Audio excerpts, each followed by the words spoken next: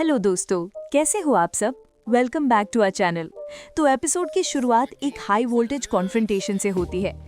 Juno गुस्से में आग बबूला होकर उस औरत बाइशिया पर चिल्लाती है।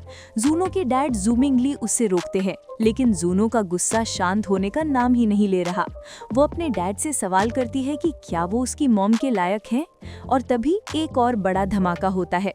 जूमिंगली बताता है कि वो और जूनो की मॉम रोंग ई का डिवोर्स बहुत पहले ही हो चुका है।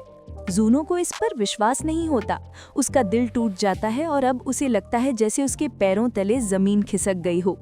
वो इस सच को एक्सेप्ट नहीं कर पाती और जब उसे पता चलता है कि शेन जियाका, जिसको उसकी मॉम ने पाला पोसा, इस सब के बारे में जानता था, तो उसका गुस्सा और बढ़ जाता है।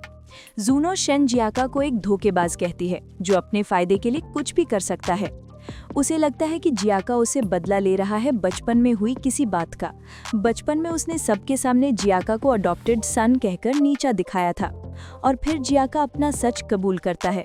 That's right, he says, I have nothing, so I want you to experience the feeling of a broken family too. Can you imagine the pain? एक तरफ फादर का बिट्रेयल और दूसरी तरफ जिसे वो अपना मानती थी, उसके बचपन के साथी का इतना बड़ा धोखा। Juno is completely broken. ये सुनकर जूनो पूरी तरह से टूट जाती है। जिस इंसान पर वो सबसे ज्यादा भरोसा करती थी, आज वही उसके दुख का कारण बन गया है। I'll never forgive you in this life, कहती हुई जूनो वहां से चली जाती है।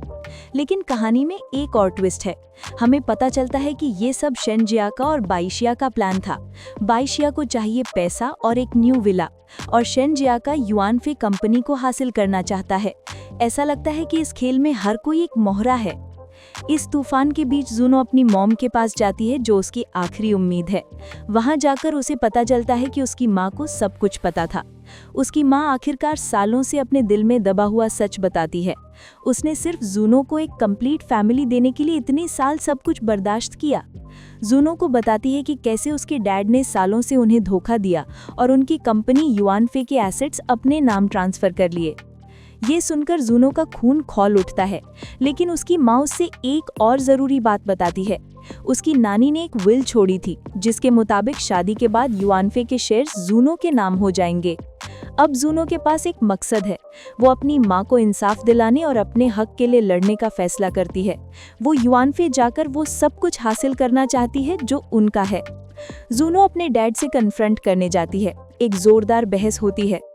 जूनो अपने डैड को बाइशिया और जियाका के रिश्ते के बारे में चेतावनी देती है। वो कहती है कि उसे युआनफे में आले दिया जाए, वरना वो सब सच सामने ले आएगी। लेकिन उसके डैड उसकी एक नहीं सुनते और उससे उसका क्रेडिट कार्ड भी वापस ले लेते हैं। पर जूनो हार मानने वालों में से नहीं है। Okay, I don't need your help, कहकर वो वहां से चली जाती है। अब शुरू होगी एक बेटी की जंग अपने परिवार के सम्मान और अपने हक के लिए। अगर आपको ये वीडियो पसंद आया तो लाइक करना, शेयर करना और चैनल को सब्सक्राइब करना मत भूलना।